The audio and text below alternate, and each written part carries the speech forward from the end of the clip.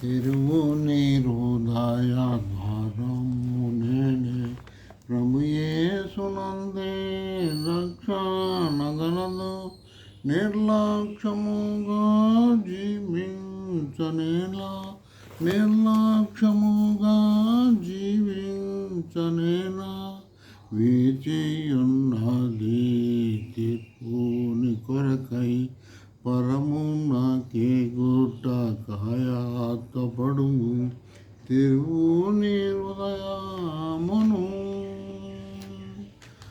జన్మముతోనే పాపిని నేను నీతిమంతుడే లేడు జన్మముతోనే పాపివి నీవు నీతిమంతుడే లేడు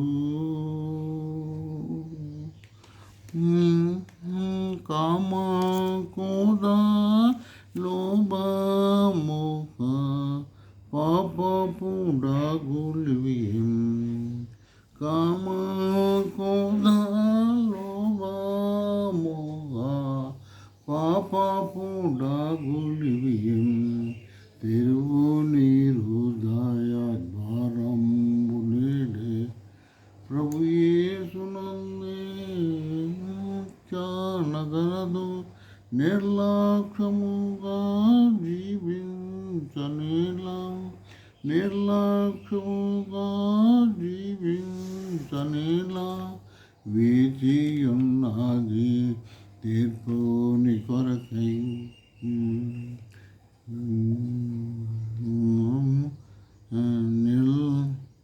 వేచియున్నది తీర్పుని కొరకై పరమునకే గుట కాయాతపడుము తిరువుని హృదయమును.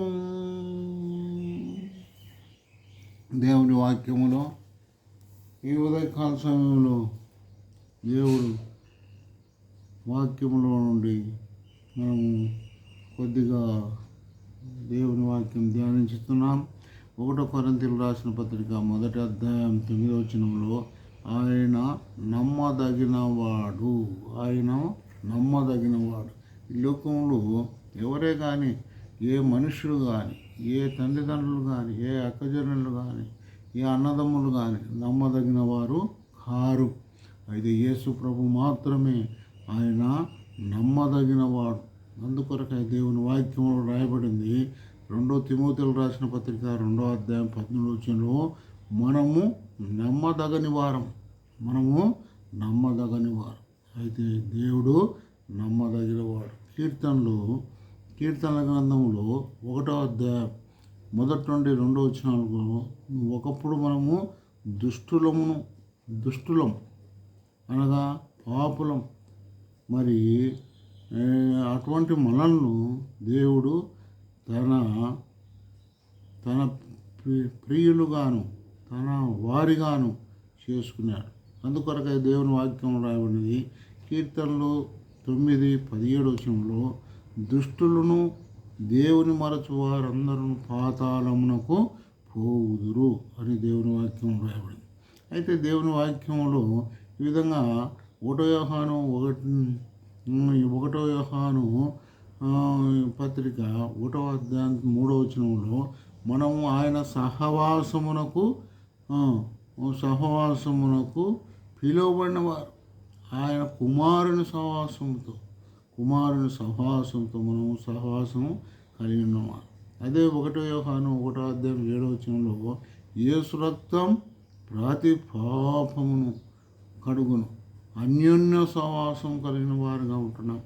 ఆదికాండం 14:22 వచనంలో అబ్రహాము లోతు మరి షెకెములో వారు మరి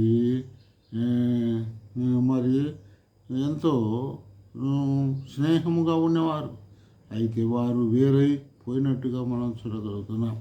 యోబు గ్రంథం 21:22లో మరి ఆయన సహవాసంలో ఏముంది? నెమ్మది ఉంది. అపొస్తలుల కార్యం 2:42 వచనంలో ఆయన సహవాసములో భద్రత ఉంది. అందుకొరకై దేవుని వాక్యం రాయబడింది. మరి అపోస్తుల బోధ ఎందును, సహవాసం ఎందును, రొట్టె విడుచుటెందును, ప్రార్థన చేయటందును వారు ఎడతెగక ఉండిరి అని దేవుని వాక్యం రాయబడింది. అంత మాత్రం కాక ఫిలిప్పీయులకు రాసిన పత్రిక 2:5 క్రీస్తు యేసు మనస్సు కలిగిన వారిగా ఉండాలని దేవుని వాక్యంలో రాయబడింది. కాబట్టి సహోదర మరి లూకా సువార్త 10:30-34 యెరూషలేము నుండి యెరికో పట్టణములకు పోవుటకు ఒక యవనస్తుడు, ఒక మనుష్యుడు మరి బయలుదేరినాడు. అతను సహవాసం మొదలుపెట్టినాడు. అయితే దేవుని యొక్క మరి సహవాసం విడిచిపెట్టినాడు. దేవుని ప్రజలతో కూడినట విడిచిపెట్టినాడు. అయితే మరి యెరికో అనగా పాపానికి, చీకటికి సాదృశ్యంగా పోతున్నప్పుడు ఎక్కడ పోయినాడో మొట్టమొదటిగా దొంగల చేతిలో చిక్కున్నాడు. దొంగల చేతిలో చిక్కుకొని వారి కొట్టినారు. కొన ప్రాణాల వరకు అతన్ని విడిచి వెళ్ళిపోయినారు.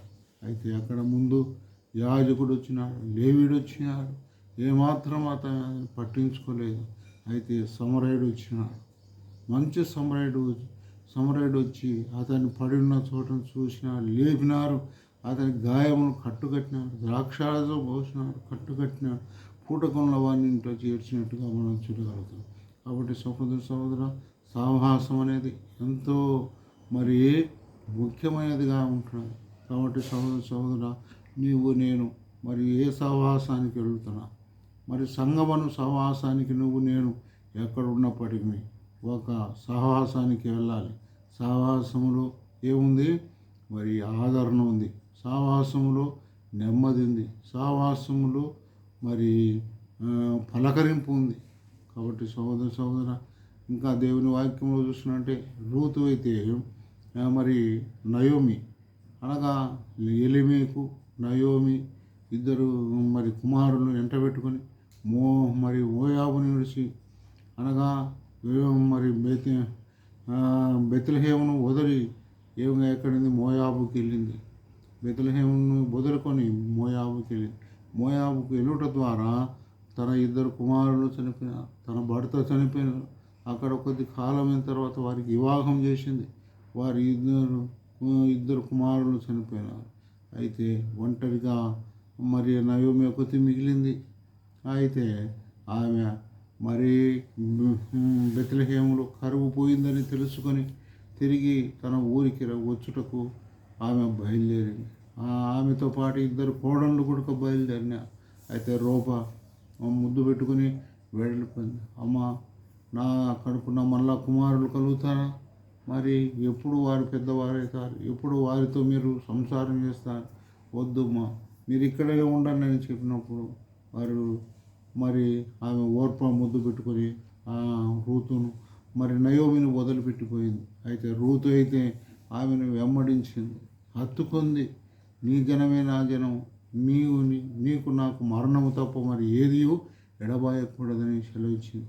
కాబట్టి సహోదర ఈ యొక్క ఆమె రూతు విధవరాలను పట్టుకొని నయోమిని విధవరాలను పట్టుకొని యెరూషలేము బెత్లెహేమునకు చేరింది.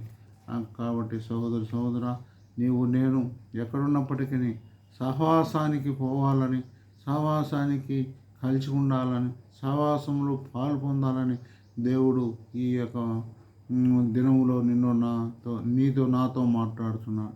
కాబట్టి సహోదర అపోస్తుల బోధ ఎందును, సహవాసం ఎందును, రొట్టె విడుచుట ఎందును, ప్రార్థన చేయటెందును వారు ఎడతెగక ఉండేది. ఆది అపోస్తులు ఎడతెగక ఉండగలిగినారని దేవుని వాక్యం రాయకండి. కాబట్టి నీవు నేను మరి దేవుని సహవాసంలో దేవునితో ఐక్యపరిచిన వారంగా ఉండాలని దేవుడు ఈ యొక్క ఉదయకాల సమయంలో దేవునితో నాతో మాట్లాడుతున్నాడు. కాబట్టి యోబు మరి తన జీవితంలో దేవునితో సహవాసం చేసిన వారుగా, దావీదు కూడా దేవునితో సహవాసం చేసిన వారు అంటున్నాడు. అందుకొరకై కీర్తనలు 16:11 నా సన్నిధిలో సంపూర్ణ సంతోషము, నా కుడి చేతిలో నిత్య సుఖములు కలవు ఆయన రాయించినాడు. కాబట్టి సహోదర ఆయన చేతిలో నిత్య సుఖములు కలవు. అందుకొరకాయ దేవుని వాక్యం రాయబడినది మత్తయి సువార్త 25:34 వచనంలో, నా తండ్రి చేత ఆశీర్వదింపబడిన వారు రండి, లోకము పుట్టినది మొదలుకొని మీ కొరకై సిద్ధపరిచిన రాజ్యమును స్వతంత్రించుకొని దేవుని వాక్యం రాయబడి.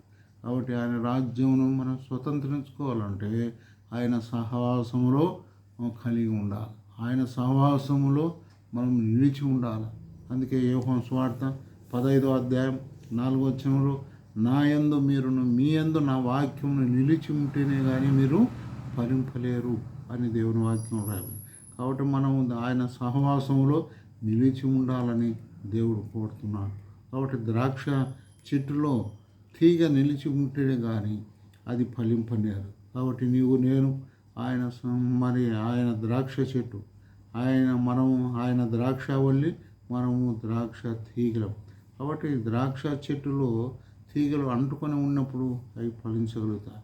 అది ఎప్పుడైతే వేరైతుందో అది తీగ ఎండిపోతుంది, తర్వాత దాన్ని అగ్నిలో కాల్చివేస్తాం. కాబట్టి సహోదర నేను ఎండిపోకుండా నిరంతరము జీవించాలంటే ఆయన సహవాసంలో నిలిచి ఉండాలని ఈ ఉదయకాల సమయంలో దేవుడు నాతో మాట్లాడుతున్నాం.